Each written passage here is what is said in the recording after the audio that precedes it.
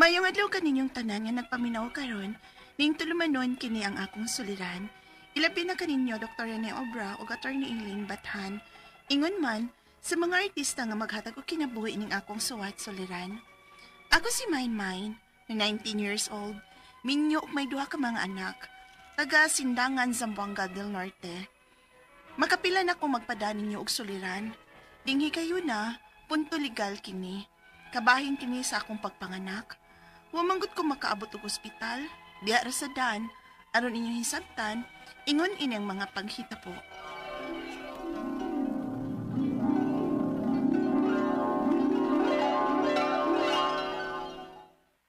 Ma, nako na isang giunong mais sa ilang ng Linda. Oh, unya mo tabang pa di ay ka. Nadako naman ng imong tiyan. Sunod buwan ka naman mga anak, di ba, Maymay? O ma, sa Disyembre pohon. Disyembre pa bitaw? Di pa bitaw kay ron? Ay, nidako na lang ng imong tiyan sa ikaduhan ninyong anak ni Wawi. Wa, pagid mo magpakasal. 18 ka naman unta ron. Pwede na kang makasal. Mama sad uy, bawd na siya nga wa pa may kwarta. Hapit na lang gani ko mga anak. Wa pa man gyud may makatigo mo kwarta para pagpanganak. Aw, naay gamay di ay, pero di pa gyud iko uy. Unsa? Nangayabag mo? Nga angay magyud ng pangandaman ang pagpanganak. Ilabi kay layo ning atong lugar sa lungsod. Layo sa ospital. Maman gani mo tabang na lang ko pagpananggi para malipri na ang among pangonsumo ba? Ug dili makuhaan ang among gamay nga tinikom. Nala, sige. Ingnon lang niya tika kung may sanggiunong mais.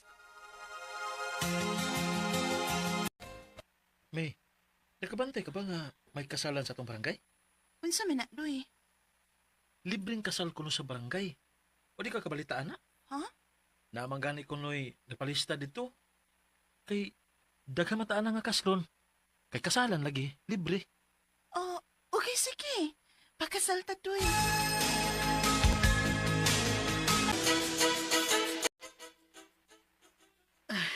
Mga pahalipay ninyo, anak, Maymay. Salamat, ma. Nalipay kay ko, oy, nga nakasal na gid mo suwawi. Nga wa ka pa mga anak. Dili bastardo ang inyong anak. Mataw siya nga may mga bendisyon na kamo. Salamat sa Ginoo, ma.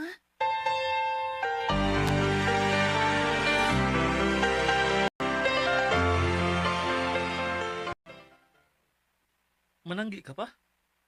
Dako na binantiyan mo. Mga nakay na ka. Makaanak ka ni ka dito sa maisan. Okay pa mangod siguro, doy. Kay, wa pa mo kong magpati. Sayang ang sanggiunon ba? Maindan lang. Laay sad ka din hisbay. Uy, samtang to kasi mong trabaho. Ako rang usa din May dito sa sanggian kay naman sila sa mamag papa. Ingon man ang ako mga igsuon. Oh, halay ikaw. Basta kay kung magkinaon sa manggani, kunta ka dayon ko ha. Oy, laki. Love you, day ko ni mo, doy. Siyempre. Love ta mo ni Bibi.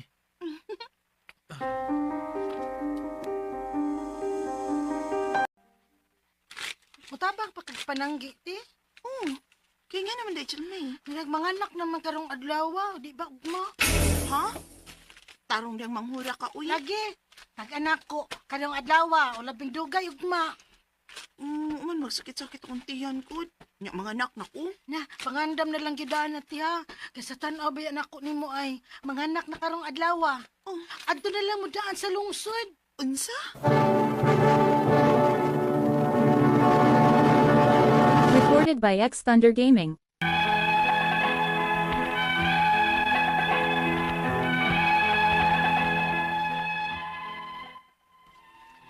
Wa ko mo to sa gisulti sa akong manghod nga nagtag-antag anak ko nga mga nako adtong adlaw.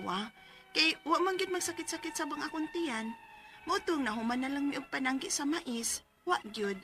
Maong wa gyud mi mo adto sa ospital sa lungsod. Unya, layo pa kayong amo sa lungsod. Moagi pa mi og mga bungtod. Nianang laom nga gabi, diha na kumipati og sakit-sakit sa akong tiyan. Unya, Doy. Wawi. Doy.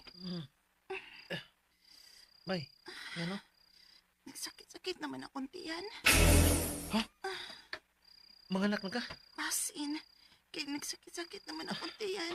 Pastilan. Unsa na ba ang orasa? Alas 11 na sa gabi eh. Oh, ha? Kalawom naman sa gabi eh. Saan man ako, ani? Sakit naman kita akong tiyan to eh. Mangayo tagtabang sa atong mga silingan. Nga madaka na mo sa district hospital. Uwi, doy, anak ko nagit kay ko. Lami na kay utong. Pugong lang. Pugong lang. Di paspasanin na namo nga mo mga lakang nga nagdayong nimo. Nini, habol. Kauban sa kumang igsong laki. Paabot lang yun nga. Paabot na sa ospital. Mga anak na lagi ko. May. Di na ko kabot sa ospital. Lami na kay utong. Ihunong, ihunong. Ha? Oh, hunong sa mga palag. Hunong sa.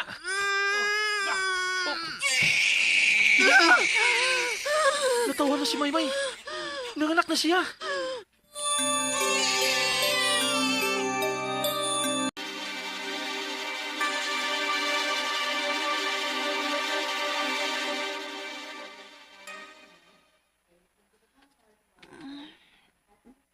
Doy, Nakatagaan ka lang yung mangod nga si Jill, May.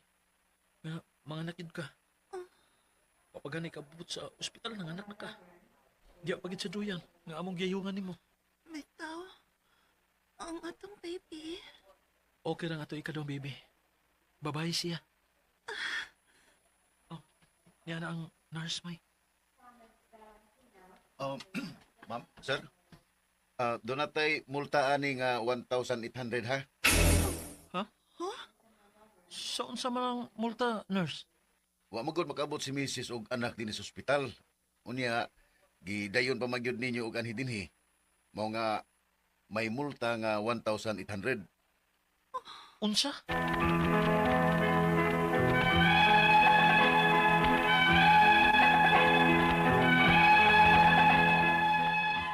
Shock min sa multa-multa.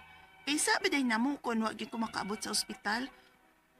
Og nakaanak na ko nga mugawas naman gyud ang bata. May gani kay nay nakatabang namo nga usa ka mahuyang. Gisukit-sukit mi og iya ming gitabangan na way mabayran bisag piso gamit ang PhilHealth sa kumbana. Gituman lang namo ang mga papeles nga kinahanglanon. Ang akong mga pangutana mao kining mosunod. Unang pangutana, kung dili di ay maabot sa ospital ang mga anak kay nakaanak na sa daan pa lang, mamultahan di ay sa ospital. Nga wa man tuyo ang nga mugawas na gyud ang bata. 1.8 kuno ang multa. Ikaduhang pangutana, kung wa pa'y nakatabang namo nga asikasuhon ang PhilHealth sa kumbana, posible gyud nga makabayad mi sa multa. Kung bawal gyud na, mareklamo ba ang namo ang maong ospital? Ikatulong pangutana, pag-process sa PhilHealth sa kumbana, gikarga mi sa akong anak isip beneficiary o wa mi nabayran bisag piso. Gipalukat ra mi mga papeles. Okay ra ba to? Ikaupat ug katapusan. Kinahanglan pa ba di ay i-approve nga nakasal lang nag-edad og 18 or 19 years old? Mga pila man di edad sa papa aron makada sa apelyido sa papa ang bata. Kay ang una namong anak gud, wa pa man mi makasal adto. Palihog, tabangyog tambagi ko, kini ang akong suliran, Maymay. Maayong adlaw mga suking tigpaminaw kini si Attorney Elaine Bathan og ako karon ang muhatag ninyo og tambag tubag solusyon kalinawan sa inyong mga pangutana, mga problemang may punto legal, personal, mga problema nato sa to mga kapikas, karelasyon, mga kauban nato sa balay, silingan, mga kabtangan, mga yuta, mga dokumento sa ato ang pagpandrabaho ug unsa atong mga pangutana dinha ipadala na dayon ang inyong suwat sa suliran_612@yahoo.com or sa ato ang Facebook account nga kini ang Akong Suliran Official Writers Page. Pwede sa datong ipadala sa 3rd floor, Jose R. Martinez Building, Osmeña Boulevard, Cebu City. Lain-lain ug klase-klaseng pamaagi gyud guys kung unsaon ninyo pagpadala ang inyong mga suwat o mga suliran diri namo ang importante detalye, kompleto ang pangalan, hinungdan sa inyuhang mga pangutana, no?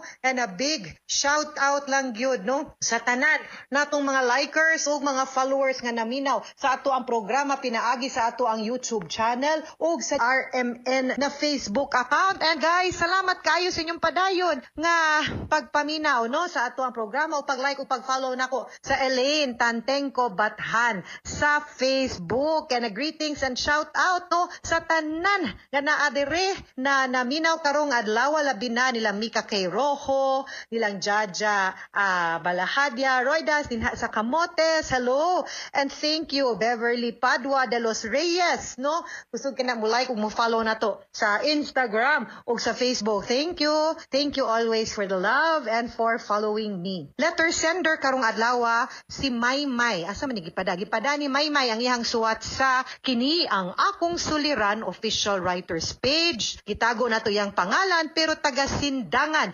Zamboanga del Norte.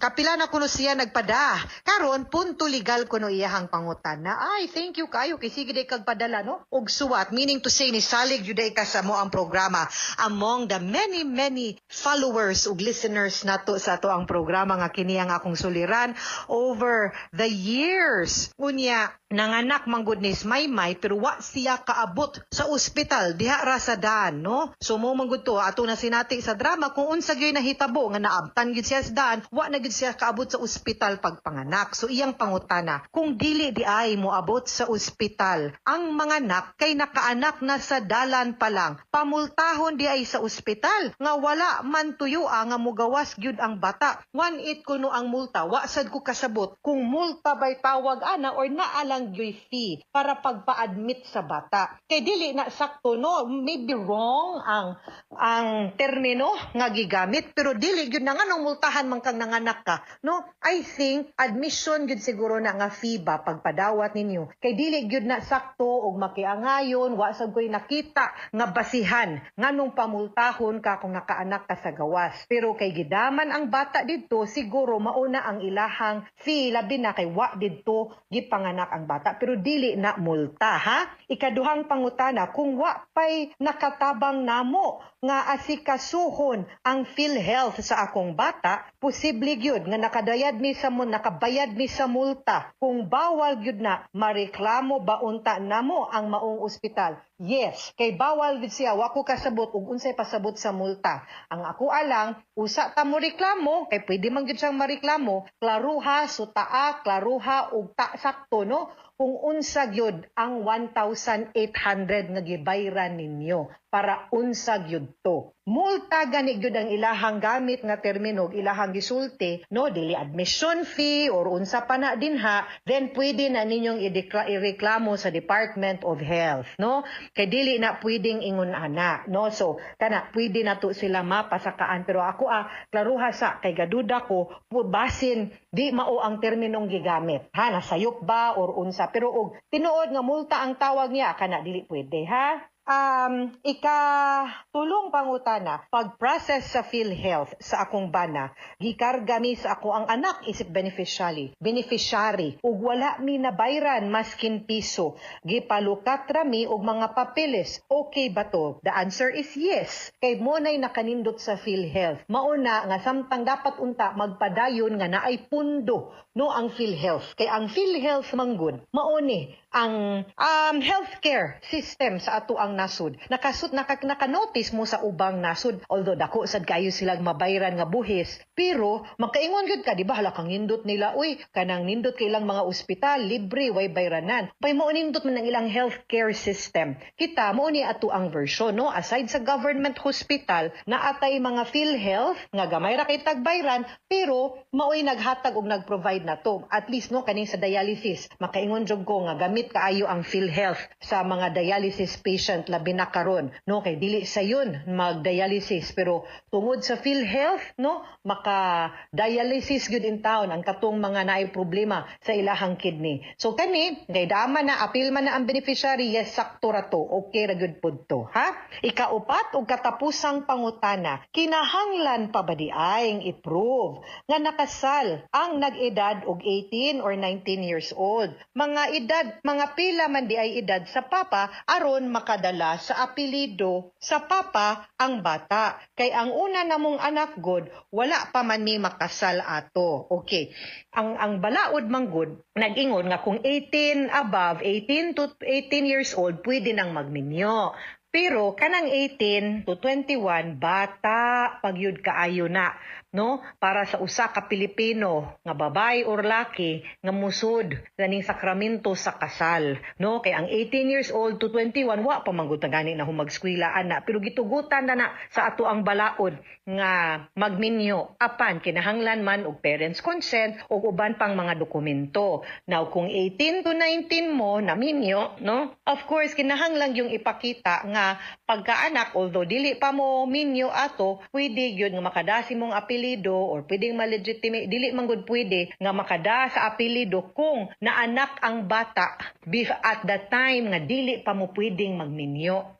Kay kana ganing bata nga